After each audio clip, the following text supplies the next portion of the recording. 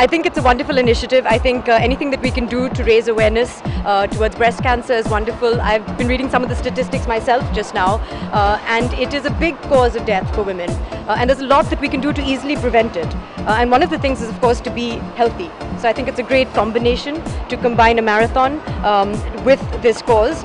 And the only thing is that I wish that I could run on the 16th of December. My mother's done a lot, as you saw, I think part of the Stay Free campaign.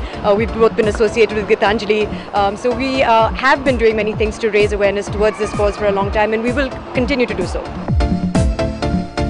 I took part in the Dream Run. This was about 3 years ago. And so that was only 7 kilometers.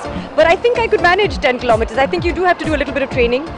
It's not like you can just wake up and fall out of bed and run 10 kilometers. So I'd suggest that all of you women who are participating, you still have some time. So start practicing. Those of you who find 10 kilometers too daunting, there's a 3-kilometer run and there's a 5-kilometer run as well.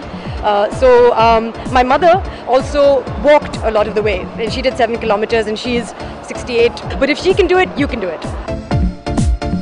As long as you are sweating, it's good for you. So whatever it is that makes you sweat, you should do that. I personally find badminton is a great workout for me. I also go to the gym. I also do yoga.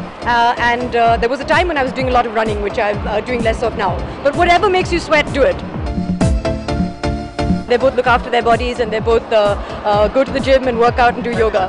And they should run. You should call them to run on the 16th of December. Well, Kareena can run.